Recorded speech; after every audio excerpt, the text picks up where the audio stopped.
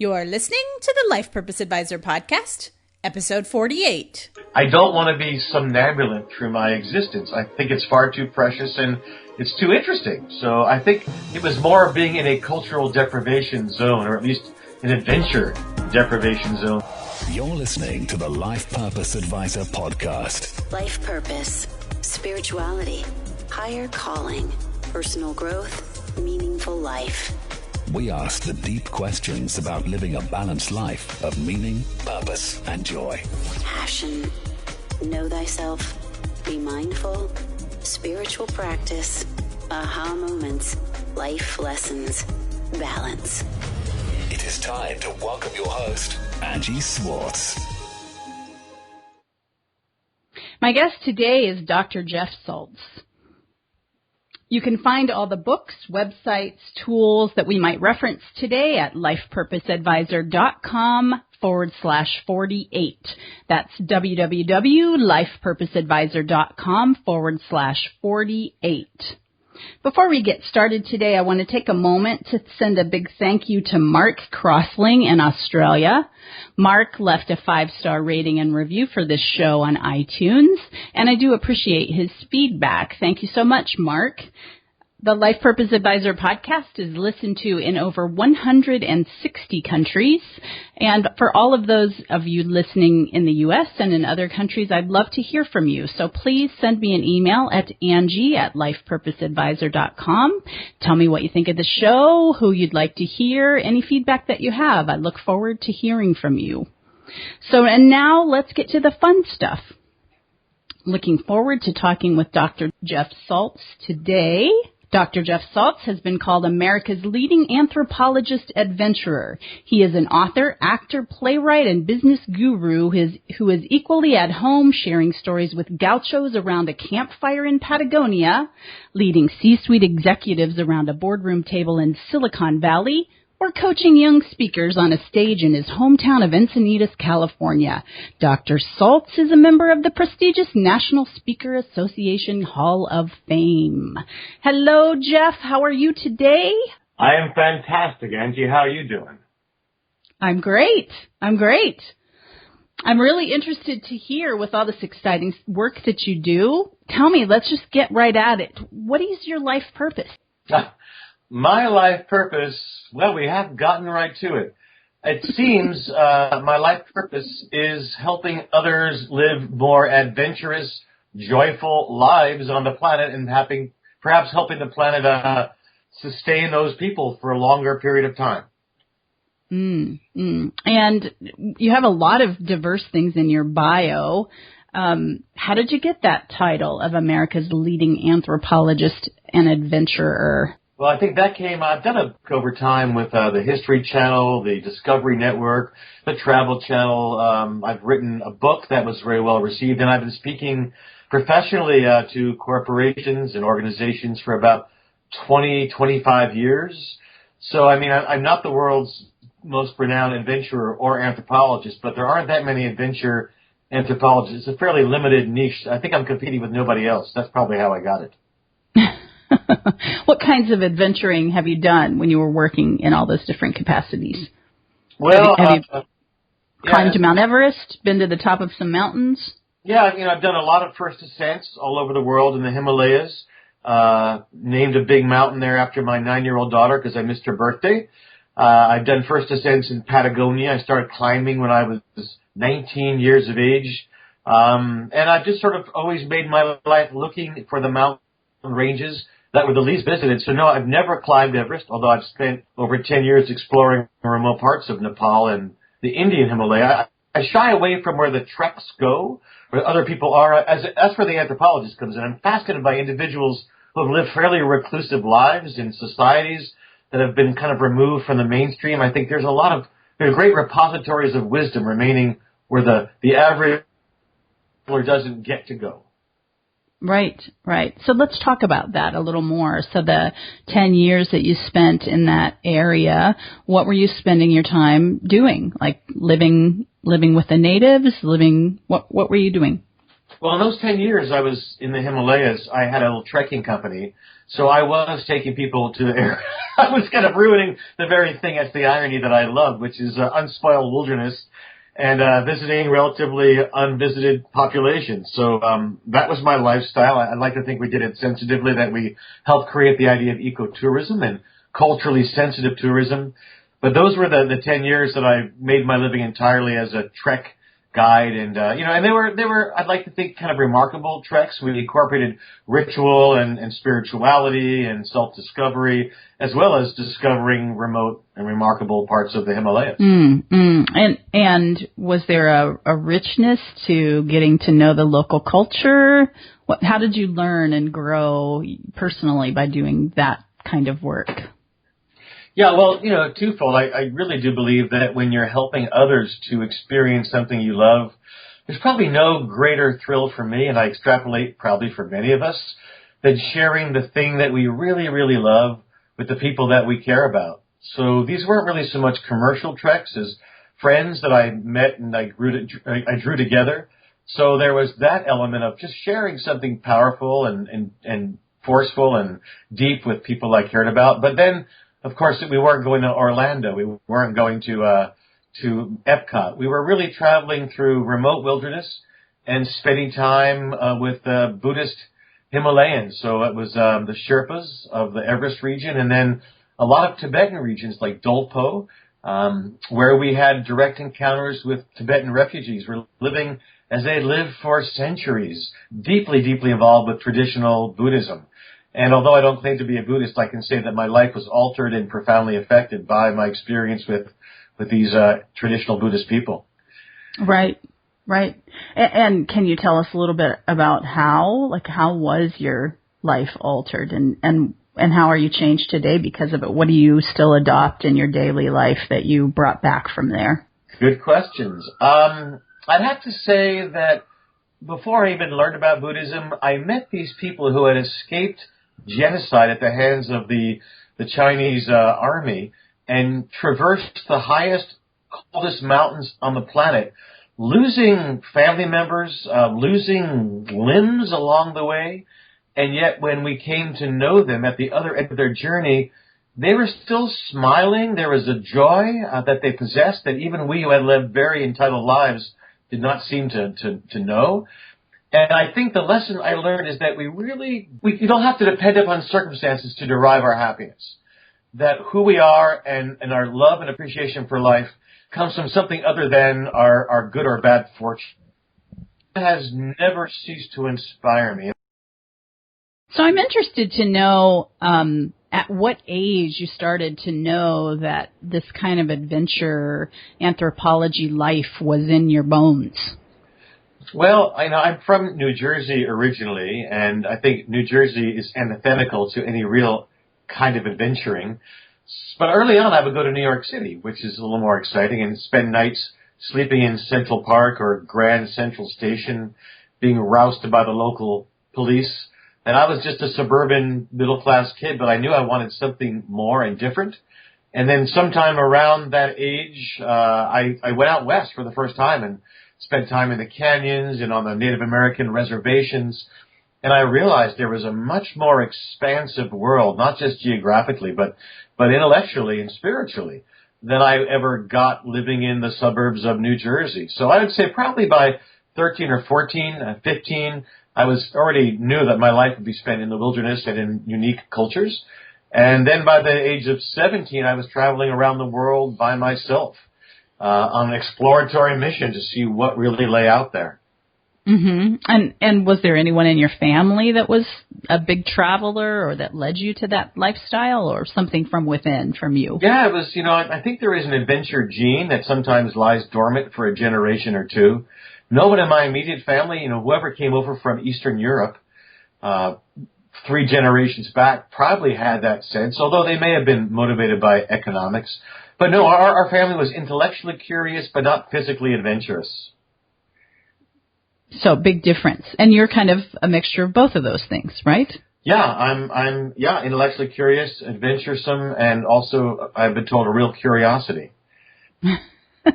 You're very curious, or you are a big curiosity? I have a curiosity, a freak of nature. My girlfriend's a force of nature. I'm more a freak of nature. Uh-huh. And I've met you both, and I'll have to think about whether I think that that's true or not.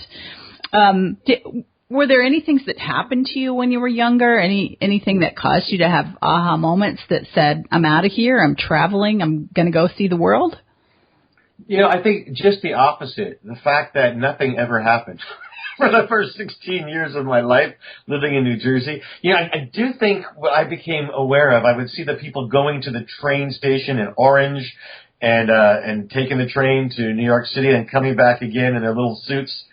And I said, I cannot live a life so constrained. I cannot live a life of sleepwalking, I don't want to be somnambulant through my existence. I think it's far too precious and it's too interesting. So I think it was more being in a cultural deprivation zone, or at least an adventure deprivation zone, that led me to commit to living the stories that I only saw previously on television or in the movies or as fantasies in my mind. I said, you know what, I could be a gaucho in Patagonia, or a cowboy in South America, or ride across Siberia, or live with the Mongolians, and I have. Very. So life was too vanilla, so you had to go, you could have become a writer and invented a life in your head, or you could go live. Exactly. How many people actually do that? I think 12. 12% or 12 ever? 12 people I've ever met. No, people do. I mean, when you get out there on the road, you discover there are an awful lot more of us than you thought you were unique in your uniqueness, but your uniqueness makes you like many others who are unique. And it's a lovely camaraderie of people but those people are a lot more interesting than people that you meet on the train. Unless the train's going from Chengdu to Lhasa or someplace like that. But yet you decided to live here in the United States, in California. What brings you to Southern California versus one of those places that you just mentioned? Well, I think ultimately we find our living and our life among our own people. Most of us do. It's the culture where we can be most effective. I could not make my living as a speaking coach or as a speaker in almost any country other than this, because there isn't that possibility right now. This is we know this world. This is the hood in which we are comfortable. This is our barrio, our forest, and so we know the paths and byways. So it's an enjoyable, comfortable place to live, to work, to raise a family. But we are thinking that once my second child goes off to college, we may depart for some other land, more Andean, more glaciated, more traditional. What do you speak about when you're out speaking? Well, my most requested topic is simply called the adventure of change.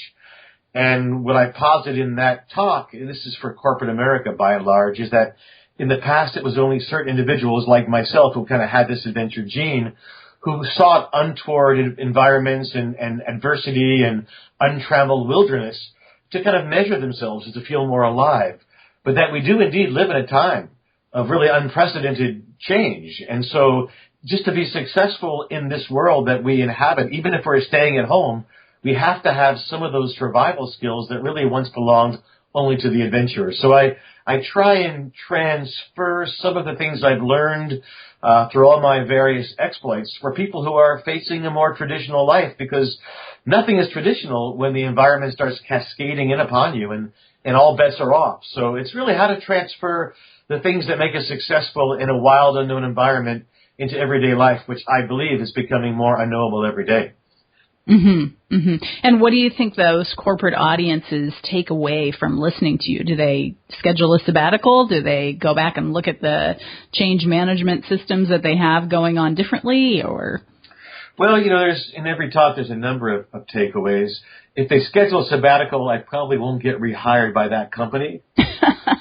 Right. Yeah, we don't want too many people to take off for the woods. But I think, if there's one strong takeaway, in fact, I almost always offer this to my audiences in closing, is that people on mountaintops really don't change the world. It's a nice thing to do. It's an exciting thing to do. It's colorful. It's also a little bit self-indulgent. But it's individuals who are really living a passionate, adventurous life every day that create healthy families and healthy work environments and indeed make the world the place we'd all like to see it become. So that's really the takeaway is adventure isn't anything you do or any place you go. It's the way that you are, wherever you are. State of mind. Yeah, and a kind of commitment to action and intention, and as you would say, purpose. That our purpose needs to go beyond ourselves. And when it does, everything becomes adventurous. Mm-hmm. Mm-hmm. Right. Have you ever had a desire to have a huge house, huge car, huge everything? I did, and then I didn't anymore. and did that serve you? Did you like that? Did that fit you compared to the what we're talking about with the rest of the world and your adventures around the world? Well, it's E.F. Schumacher that said, "Live simply so that others can simply live." Without getting on my soapbox, I think that we do consume far more than we need, that we confuse our desires and our wants for our needs. I would go as far as to say the American way of life is, how can I put it? It represents imbalanced sense of entitlement.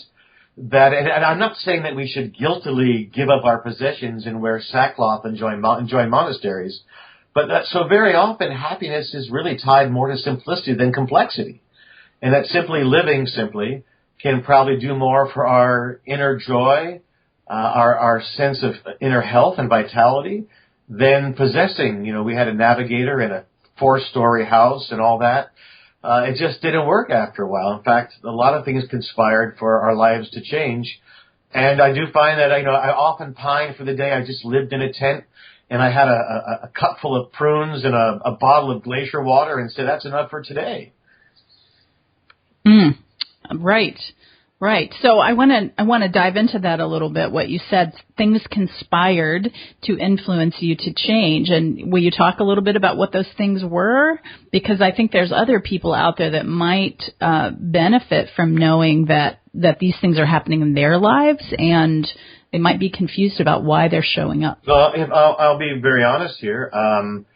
I was on the road. I was making, $500,000 a year, and we had a beautiful house and a Lincoln Navigator and a boy and a girl. And I was on the road probably about 1/3 of the year away from home, and I was recovering from my trip I had just taken when I got home for a day or two. So I was probably out of commission, out of the loop, out of relationship with my family, probably 2/3 of the year, and had an awful lot of money to spend in ways that probably I shouldn't have spent. And next thing I knew, our marriage dissolved, and the loss of the house and the car were because we couldn't support. You know how things happen in divorce. And in all truth, I think I lost track. I was seduced by the baubles and trinkets and the illusions of our society of what represents success, and forfeited what I now know to be real success, which is a healthy relationship, time with our loved ones, the chance to help little humans become more informed, more loving, better humans. I was seduced by notoriety and fame and book offers and television shows. And, in the end, it's the road I had to travel, but it sure taught me that that's not the road I want to continue walking. Mm-hmm. Mm-hmm. Thank you for being so open and candid about that. You're not the first person on this show that has had a similar experience to that. It's important to talk about that because so many people don't see from one side to the other of that. And I'll just say, it's been a little while, but I've visited your home now, and you have a beautiful view of the ocean and the sunset, and it's very nice and comfortable, and it's a majestic, magical place that you live, even though it's not a 4-story home that you were describing before, but it's delicious to visit you. And I have a delicious relationship, and I have a delicious relationship with my ex-wife and my kids. And I was fortunate to kind of get through all that relatively unscathed. But you wonder if we tell the story enough that there may be others who don't have to make the mistake of stepping in the fire just to see if they might get burned. We would hope so, right?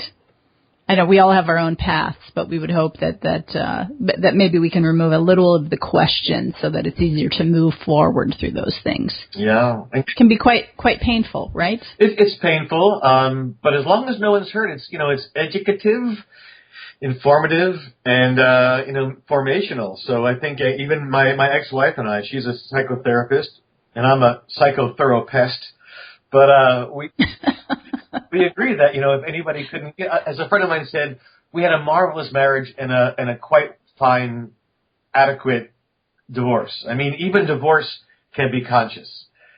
We've never stopped being the best of parents. And I have to say this, that I think one reason my kids have grown up so well is that they saw that despite the fact that some contracts don't hold together, as long as the love remains, that life is worth living and there's a model for doing things well. So not that I would recommend divorce as a path towards self-awareness or for parenting, but I guess I would offer this, that whatever the circumstance that presents itself, if we can travel through it consciously and with love in our hearts and compassion for each other, it can turn out to be relatively positive.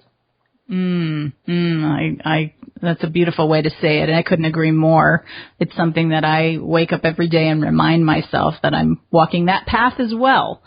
But it's all about love, right? Love and compassion for the people around you, and remembering that they're, at least for me, remembering that they're still in my life for a reason, and I have an opportunity to still show up consciously and shine a positive light in that direction. Yes, and I interviewed Bob Ballard, who is the fellow that found the Titanic. They made a little movie about that some years back, and he found the Bismarck, and he's found all sorts of crazy things. And at the end of the interview, this is my book, I said, so what's your real adventure? What's your next adventure? You've done the most amazing things possible. He said, it's having a really successful relationship and understanding how to live with a woman. So it takes many forms. I think that might be on my list also. Maybe you're just talking to me only, Jeff, today. I'm sure that's not true. So tell me, I'm just chuckling at our conversation. So fun.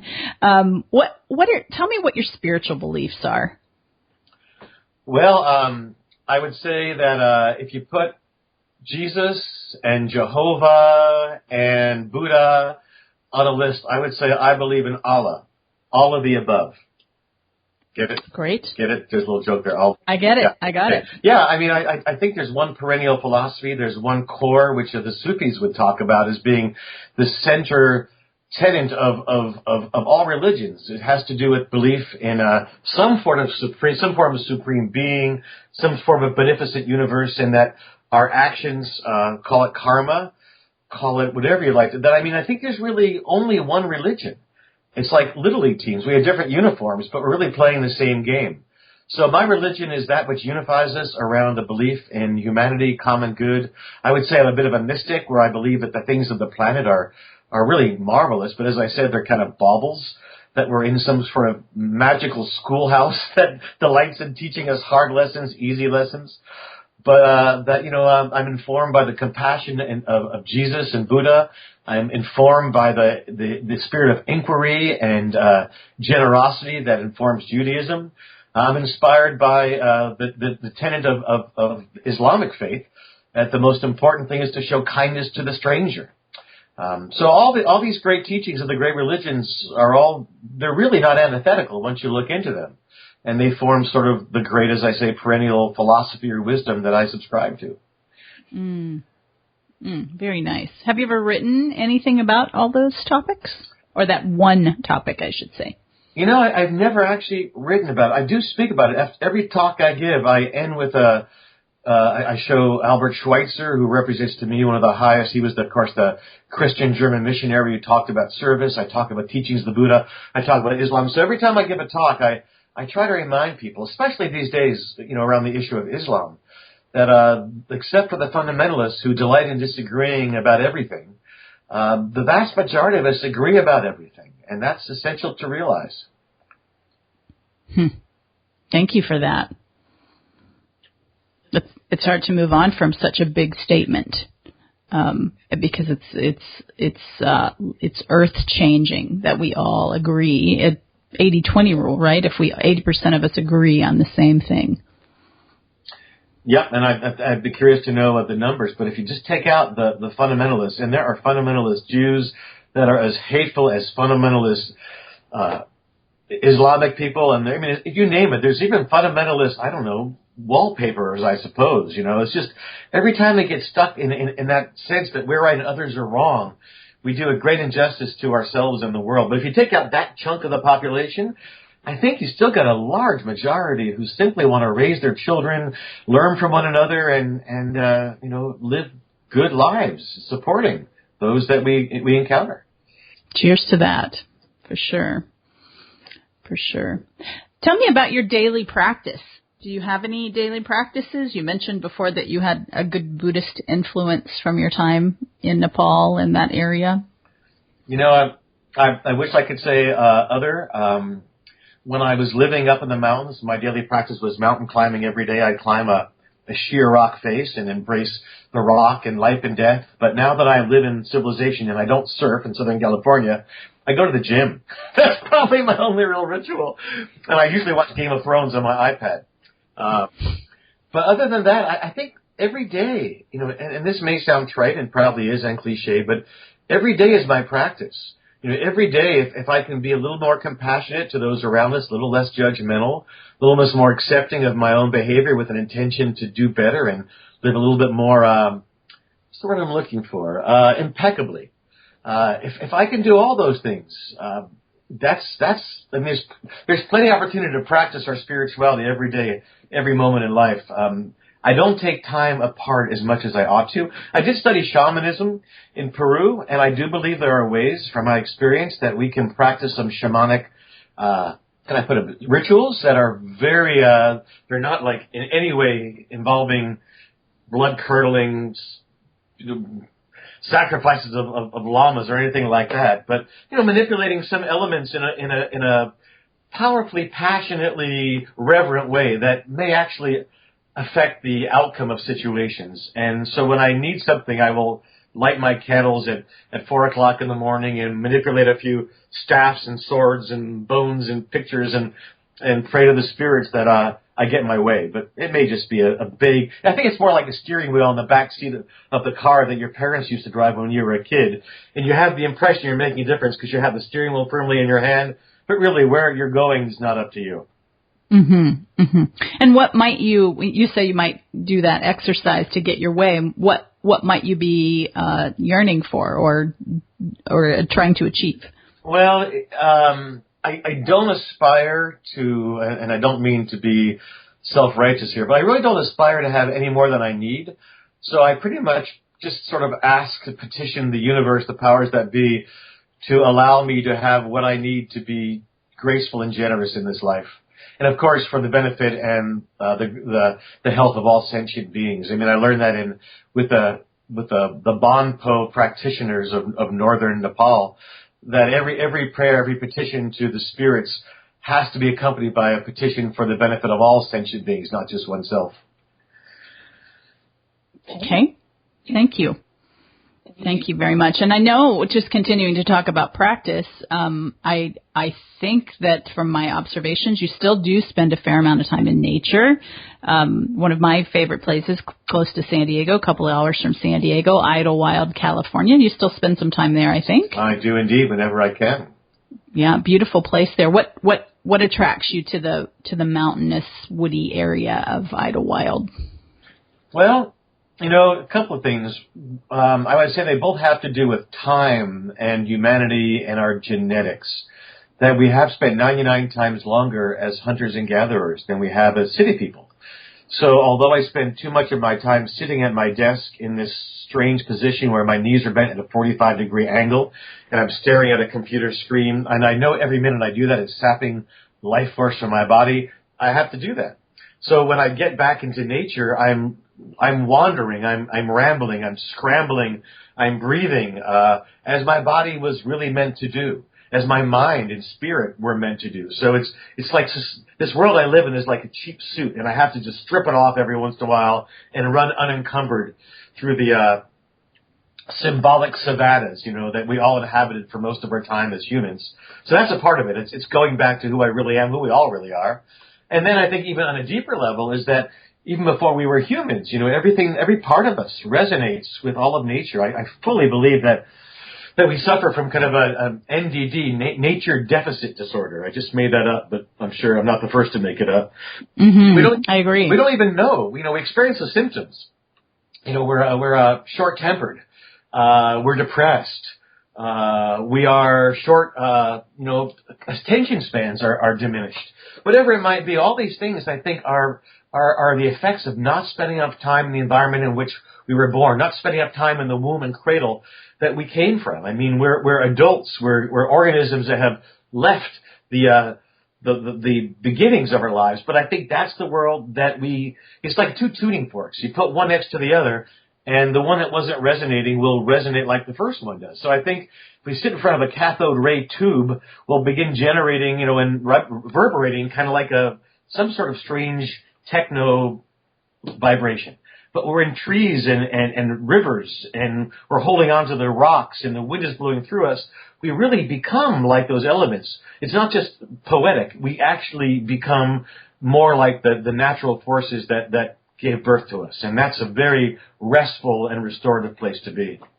Thank you for that. And that sounds like quite a practice to me, spending time in nature routinely. I myself am going camping tomorrow, so I can't wait to get out there and do exactly what you just described. Thank you for that eloquent description. Tell me what you think about synchronicity. Well, I think of synchronicity a bit like the clicks on a Geiger counter. I think that Elizabeth Kubler-Ross was the first one I was aware of who said, as we all say now, there's no such thing as coincidence. I think that, for my mind, when I try and stay close as I can to the heart of life, and when there are synchronicities in rapid succession, kind of like a Geiger counter will tell you how close you're getting to the uranium, that tells me how close I'm getting to the core, center, and heart of life. So I look at synchronicities as just clues and indications that my life is being better and better lived. And when they are further and further, the interval is larger and larger, it seems to me I'm getting further away from that core of vital and connected living. Nicely put. Very good, very good. Have you ever encountered resistance from friends or family regarding what you do and staying on the path of your purpose? Well, only relatives who fear they're going to have to take care of me because I'm either going to fall off a large rock or wind up destitute at some point in life. But so far, neither has happened. But by and large, I think everyone I know, and even my family, although they may not choose to live as I've lived, there's a kind of respect for the madman. There's a bit of respect for the poet warrior who insists on being, taking the figurative and making it literal. That's, I think, I feel like I'm kind of living for a lot of other people who don't quite have the resources or perhaps I don't want to build myself up, the insanity necessary to take that step where you throw things behind you and just kind of take that leap of faith. Yeah, I just want to take a moment, and I didn't mention this to you before we got started, but not a close friend of mine, someone that I followed who his work was called Live Your Legend, just passed away this past weekend during a freak accident climbing Mount Kilimanjaro. But a lot of folks followed Scott Densmore and his work, and for some of the same reasons that you just mentioned. So unexpected, and we'll just give a shout out of respect to his friends and family, and acknowledge the great work that someone does when they're really following their heart and their purpose. Yeah, I don't know him, but sounds like a great person, and I do think that people like that, as they say, we don't know how long the light will last, but as bright as it can shine, well, we've got it. Let's infuse the world with it. Right, and I think he's a person who did exactly that. So if that's the lesson he leaves us with, it's a good one, a very good one. So thank you for saying that, Jeff. May I ask you a lightning round of yes or no short answer questions? Absolutely. Do you think passion and purpose are the same things? No. Do you think everybody has a life purpose? No. On a scale of 1 to 10, 10 being high, how important is following your own joy and igniting your life purpose? 10. Did you ever quit your job to follow your purpose, and do you think somebody needs to quit? These are very complicated questions. You really want a yes or no? Yeah. Okay. Yes, you must quit your job if your job is antithetical to your passion and your purpose. And did you ever quit your job? I just get fired.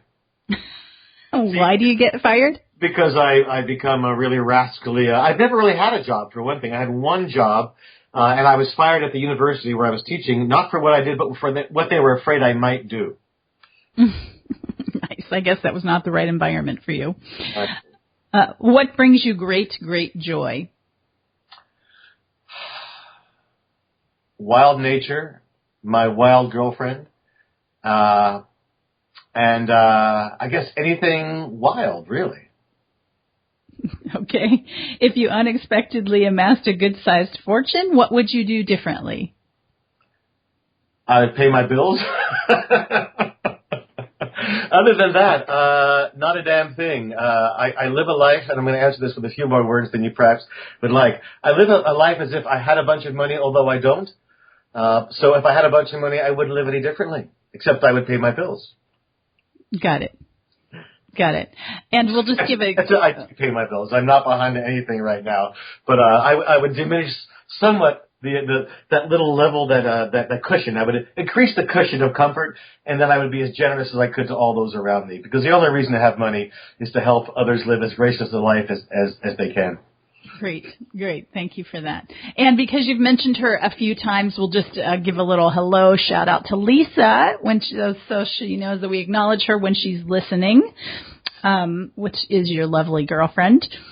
So just getting ready to close, tell me this. What should listeners learn from your life? Oh, gosh. From my life. That's a hard. I don't believe I have that much wisdom to offer. I would tell you the things I'm still excited about discovering. I'm discovering now in this later part of my life. I'm writing a book called Into Thin Hair because I think the adventure continues. I'm talking to a man named Jeff Salz, one of the greatest climbers of our time, who some years back was stricken by ALS. He's lost control of his muscles one by one until now. He can't speak. He has to consume nourishment through a feeding tube.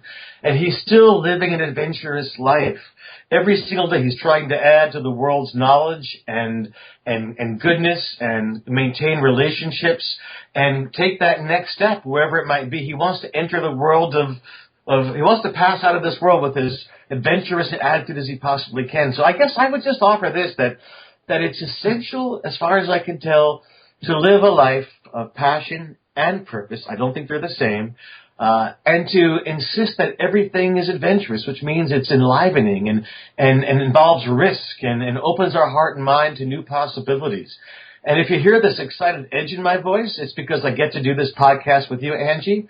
I think if we find ourselves not speaking with an excitement in our voice and a big wind blowing through our beings, then we're not doing it right. I like that a lot. And I think I just have to ask you, why aren't passion and purpose the same things for you? Well, because I have a unique purpose. I mean, the word purpose comes from the old French and the old English propose. I think that we propose what our life will be about. And so our purpose is really our proposition. But we really don't know if that will be fulfilled. And to me, passion is the thing that carries us through a life of many propositions. I don't know that we ultimately ever know what our purpose is. It may be beyond our knowing, but our passion is always ours to do whatever we wish with. Okay, thank you for that.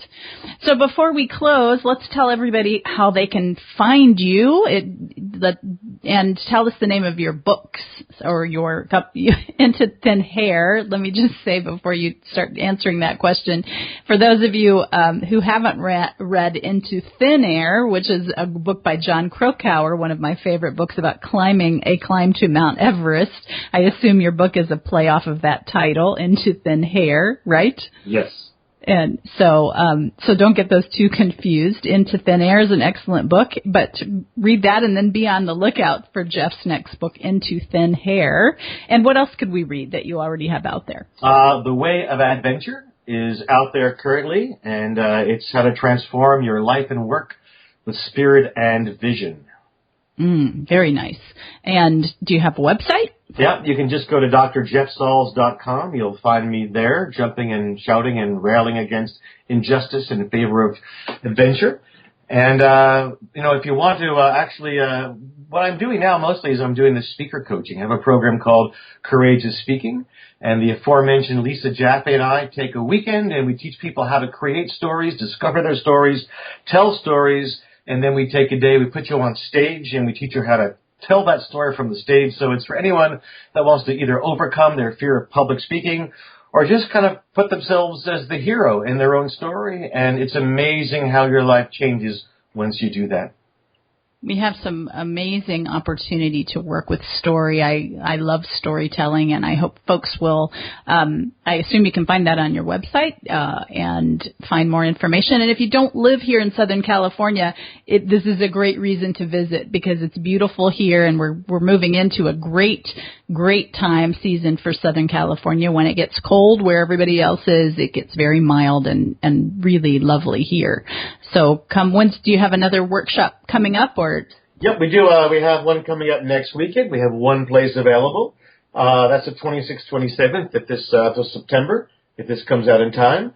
Otherwise, we periodically offer them, and you can just simply go onto that website and reach out to me, ask to be on the mailing list, and we will keep you posted. Terrific. Well, thank you so much for your time. Anything else that you'd like to cover that we didn't get into today? I think I've blabbed on quite sufficiently. Thank you for the opportunity. My pleasure. Very fun talking to you, Jeff. Thank you, Angie. You've been listening to the Life Purpose Advisor podcast with me. I can't even speak after talking to you. With me, Angie Swartz, and my guest today, Dr. Jeff Salz. If you're interested in finding more information about finding your life purpose and working with me directly, you can email me at angie@lifepurposeadvisor.com. You can also take a free self-study at lifepurposeadvisor.com. It's there on the front page to sign up for, and we will see you next time.